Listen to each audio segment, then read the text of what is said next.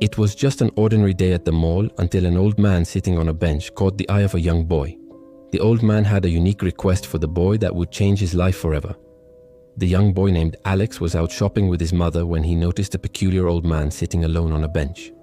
The man seemed distant, lost in thought, and there was something about him that tugged at Alex's heart. Curiosity got the better of him, and he decided to approach the man. "Excuse me," Alex said politely, hoping to strike up a conversation. "Is everything okay?" The old man turned to him, revealing a face etched with wrinkles that spoke of years gone by. A gentle smile touched his lips as he replied, "I am fine, my boy. Just enjoying the tranquility of this place." Alex wasn't convinced. Something in the old man's eyes told him that there was more to the story. He sat down on the bench beside the old man without asking, and an unexpected calmness washed over him. It felt as if a connection was forming between them. As they sat in silence, Alex couldn't help but wonder about the old man's life. What had brought him to this point? Was he lonely or simply seeking company? These questions swirled in Alex's mind, but he held back, respecting the unspoken boundaries between them. A few moments stretched into minutes, and it was during this quiet companionship that Alex noticed a small worn notebook in the old man's hands. It looked like something precious, a treasure trove of memories. Hesitantly, Alex asked, "Is that yours?" The old man's eyes twinkled as he replied, "Indeed it is, my boy. A lifetime of stories, all penned by my own hand." He paused, his gaze drifting into the distance. "Would you be interested in hearing one of them?" Alex nodded eagerly, and the old man began to speak. His voice, though raspy with age, held a captivating quality that made Alex lean closer. "In my youth, I was much like you, full of energy and dreams. I had a wife who was the love of my life. We were blessed with a son and a daughter, and our days were filled with laughter and joy." As the old man spoke, Alex could almost see the scenes unfolding before him. He imagined a vibrant, loving family, their home echoing with the joyous sounds of children's laughter. It was a picture of happiness that warmed Alex's heart, yet it also stirred a deep longing within him. He realized that he too yearned for such happiness, for a family to call his own. But his current circumstances were far from that idyllic scene. His parents had divorced when he was young, and he lived with his mother, who worked long hours to make ends meet. Alex often felt neglected, and the thought of a loving family was just a distant dream. The old man's voice broke through Alex's thoughts, bringing him back to the present moment. "However, life has its twists and turns," the old man said, his voice tinged with sadness. "Tragedy struck when my wife and children were taken from me in a terrible accident. I was left alone, my heart shattered, unable to comprehend the sudden emptiness that surrounded me." Alex felt a pang of sympathy. He had never known his father, and he couldn't fathom the pain of losing both parents and siblings. The old man's story touched a chord within him, awakening a well of empathy. "That's why I sit here every day," the old man continued, his eyes glistening with unshed tears. "This park holds beautiful memories for me. It was a place where my family and I spent countless happy hours. The laughter of children still echoes in my ears, and the sight of blooming flowers reminds me of my wife's favorite blooms." Alex listened intently, his young heart aching for the old man. He wanted to reach out, to offer comfort, but he wasn't sure what to say. In that moment, he wished he could take away the old man's pain to ease his loneliness. Then, as if reading Alex's thoughts, the old man smiled faintly.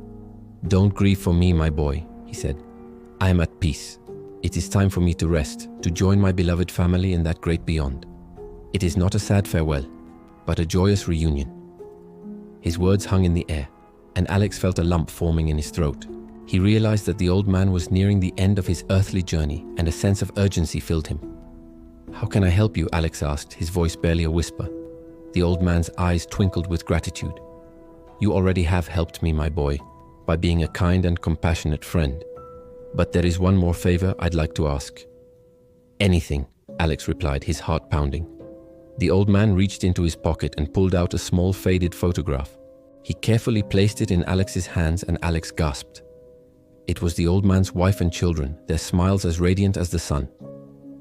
"This is my family," the old man said, his voice thick with emotion. "Before I depart, I want you to deliver this picture to their graves. Tell them that I love them very much and that I will see them again in that distant day."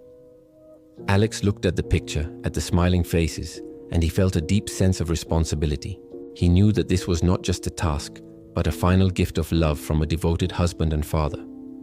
"I promise," Alex said, his voice firm with determination.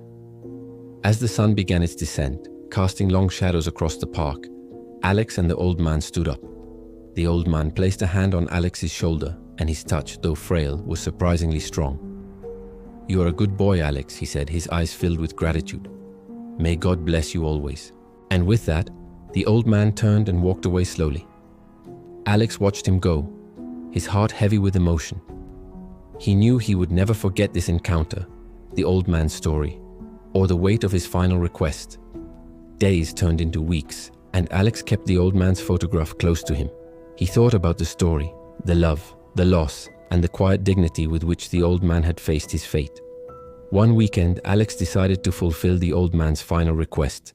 He went to the cemetery with the photograph, determined to deliver it to the gravesite. As he walked among the headstones, he felt a profound sense of history and the weight of lives lived and lost. When he found the graves, he carefully placed the photograph on the nearest one. It was the old man's wife's grave, and the inscription read, "Beloved wife and mother." Alex's eyes glistened with tears as he imagined the woman whose spirit rested beneath the cold marble. He whispered, "I'm sorry for your loss, Mom, this is for you." Then he moved to the next grave, that of the old man's son.